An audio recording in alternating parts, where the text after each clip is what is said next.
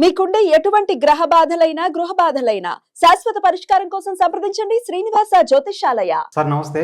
నమస్తే అండి. ఇప్పుడు గవర్నర్ కోటాలో ఎమ్మెల్సీలుగా ఎన్నికైన కోదండరాం, ఆలీఖాన్ వీళ్ళ నియామకాలని రద్దు చేస్తూ సుప్రీంకోర్టు తీర్పిచ్చింది. ఇది బీఆర్ఎస్ పార్టీ నాయకుడు దాసోజు శ్రావణ్ పిటిషన్ వేయడంతో ఈ తీర్పు వచ్చింది. ఇప్పుడు ఏం జరగబోతుంది, ఎందుకు ఇటువంటి తీర్పునిచ్చింది? అంటే రద్దు చేస్తున్నట్టేం కాదండి. దీని మీద విచారణ కొనసాగుతుంది. 17వ తారీఖుకి వేశారు. అయితే వాయిదా వేశారు. వీళ్ళ ప్రమాణ స్వీకారాలు అవి ఉండవు. అవి కేసు తేలే వరకు ఉండదు.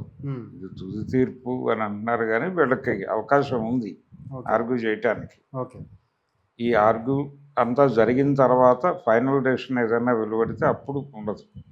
అంటే యాక్చువల్గా గవర్నర్ కోటాలో గతంలో ఈ దాసోజు శ్రవణ్ను ఇంకొక వ్యక్తిని బీఆర్ఎస్ ప్రభుత్వం నియమించింది, తీసుకుంది ఎమ్మెల్సీ. అంటే గవర్నర్ కోటాలో రికమెండ్ చేశారు. రికమెండ్ చేసినప్పుడు అప్పుడు తమిళసై ఉంది, అక్కడ గవర్నర్గా ఉన్నారు ఆవిడ ఉన్న రోజుల్లో జరిగినటువంటి వ్యవహారం అది. అప్పుడు అది గొడవై ఆగింది. ఆగిన తర్వాత దాని మీద క్లారిటీ లేకుండా ఆవిడ ఆమోదించలేదు. ఎందుకు ఆమోదించలేదు? గవర్నర్ నిర్ణయాలు అంటే రాష్ట్ర ప్రభుత్వ నిర్ణయాలకి గవర్నర్ తొక్కిపడుతున్నారు, ఈ వివాదం ఒకటి నడిచింది అప్పుడు. అంటే గవర్నర్ వ్యవస్థ ఉండాలా, కేంద్ర ప్రభుత్వానికి ఏజెంట్లుగా గవర్నర్లు వ్యవహరిస్తున్నారు.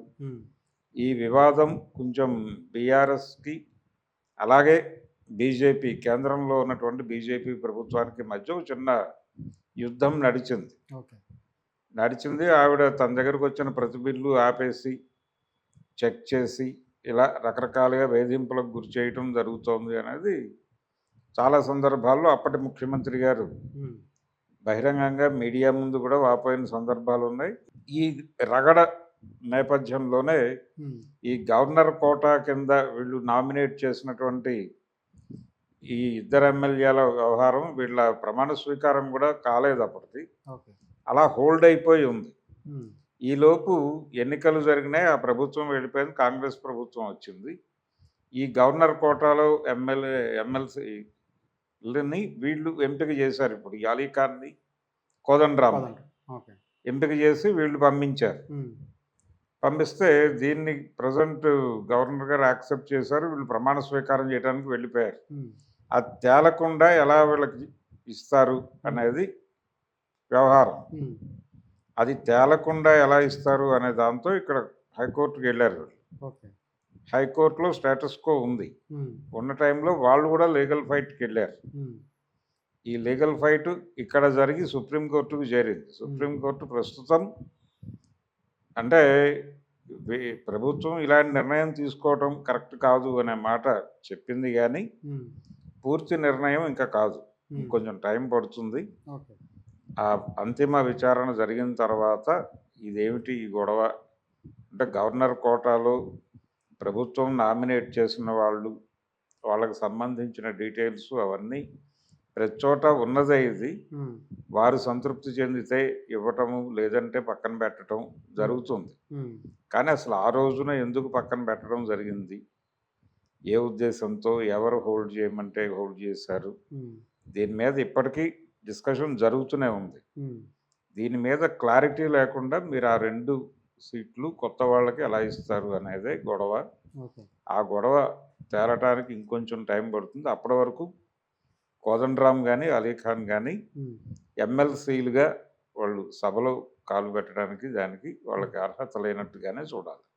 అయితే ఇక్కడ కీలకమైన విషయం ఏంటంటే ఏ గవర్నర్ అయితే వీళ్ళ నియామకాలు అంటే వీళ్ళ ప్రతిపాదనని పక్కన పెట్టేశారో అదే గవర్నర్ గారు వీళ్ళ అంటే కాంగ్రెస్ పార్టీ ప్రభుత్వం ప్రతిపాదించినటువంటి కోదండరాం, ఆలీఖాన్ల ప్రతిపాదనని అంగీకరించటం అనేది లీగల్గా కొంచెం ఎక్కువ సెన్సేషన్ క్రియేట్ చేసినటువంటి వ్యవహారం. అంటే ఆవిడ స్వయంగా పక్కన పెట్టేసిన కేసు, దాని మీద వివాదం నడుస్తూ ఉండగా ఇంకొక ప్రభుత్వం ప్రతిపాదించినవి ఎలా యాక్సెప్ట్ చేస్తారు, దీని మీద క్లారిటీ లేకుండా అనేది ఈ అప్పీల్ చేసినటువంటి వాళ్ళ ఆర్గ్యుమెంట్కి బలాన్ని చేకూర్చింది. ఓకే. ఈ బలాన్ని చేకూర్చటము, ఇది కేంద్ర రాష్ట్ర సంబంధాలు, కేంద్రం రాష్ట్రాల మీద అజమాయిషీ చేయటానికి ఇక్కడ గవర్నర్ వ్యవస్థను నడుపుతోంది అని పాతకాలం నుంచి ఉన్నటువంటి విమర్శలకి ఓకే. ఇది బలాన్ని చేకూర్చడం జరిగింది. ఇంకొక ట్విస్ట్ ఏంటంటే కేంద్రంలో ఉన్నటువంటి బీజేపీకి ఏజెంట్గా వ్యవహరిస్తోంది గవర్నర్ అనేది బీఆర్ఎస్ ఈ టోటల్ ఆర్గ్యుమెంట్లో వాళ్ళ స్టాండ్. ఓకే. అయితే భారతీయ జనతా పార్టీకి వ్యతిరేకంగా ఉన్నటువంటి కాంగ్రెస్ పార్టీ ప్రభుత్వాన్ని ఏర్పాటు చేసి ప్రతిపాదించినటువంటి దాన్ని ఆవిడే ఓకే చేయటం అనేది ఏమిటి అనేది ఒక విచిత్రమైనటువంటి సందర్భం ఇక్కడ. ఓకే. దీని మీద ఇప్పుడు ఏ పార్టీ వాళ్ళు ఏం మాట్లాడతారనేది చూడాలి. Thank you sir.